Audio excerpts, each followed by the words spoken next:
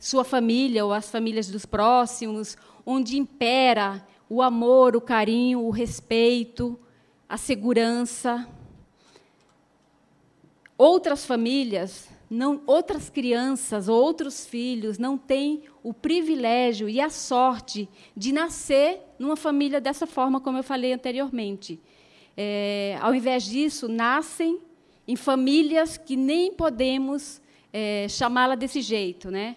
São filhos, ou foram gerados, ou paridos, ou adotados por adultos que não cumprem a função para a qual, a princípio, se dispuseram a ser pai e mãe, a cumprir a função de pai e mãe.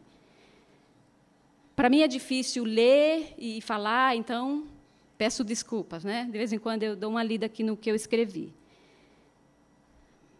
Para algumas pessoas, a maldade na família, elas só conhecem através dos meios de comunicação, né? Quando passa na televisão, casos terríveis, né? As pessoas que trabalham no judiciário conhecem muito bem o que é isso, né? Em relação à sua prática de trabalho, que se deparam com famílias desestruturadas, desagregadas, mutiladas, sofredoras, que se deparam e encontram cotidianamente crianças que estão na posição de crianças, mas não estão na posição de filhos. Por quê? Porque, para elas acederem, ficarem numa posição de filhos e filhas, é necessário que, primeiro, um homem e uma mulher, ou duas mulheres, né, as famílias mais modernas, ou dois homens, enfim, aqueles que se dispuseram a ser pai e mãe, cumpram essa função. Porque, se eles não cumprirem, os filhos as crianças não ficam na posição de filhos, eles ficam na posição de crianças. E a gente se depara, algumas vezes, com pacientes ou pais que nos procuram para atender os seus filhos, que falam dos seus filhos como as crianças. As crianças, levei as crianças na escola, não sei por que as minhas crianças estão tão mal, estão tão agressivos. E aí eu falo, mas por que você chama seus filhos de crianças? Por que não diz meus filhos? Mas são meus filhos, sim, mas você não disse isso. E faz muita diferença chamar um filho de meu filho, porque a mensagem vai, eu sou sua mãe. Quando um pai fala assim, a mensagem é, eu sou seu pai, você é meu filho. Então, a mensagem vai e volta. Serve para os dois.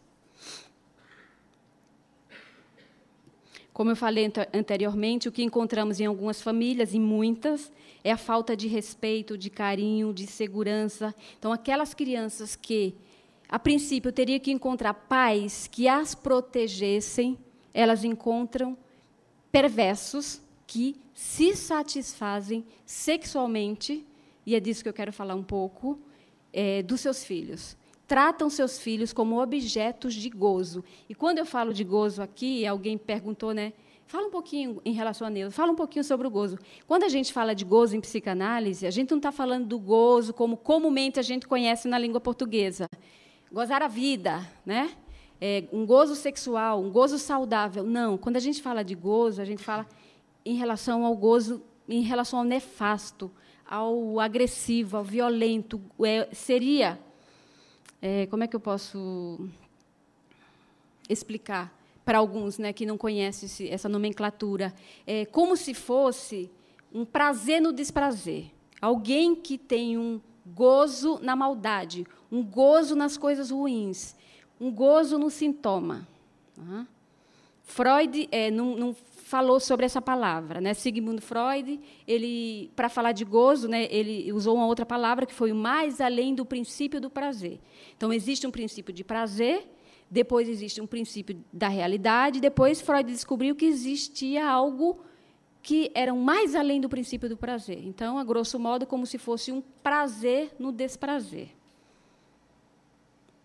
O primeiro exemplo que eu falei de uma família feliz, uma família onde os pais protegem, dão amor e carinho, existe uma dissimetria, existe uma hierarquia, existe também pai e mãe na sua função, como eu falei antes.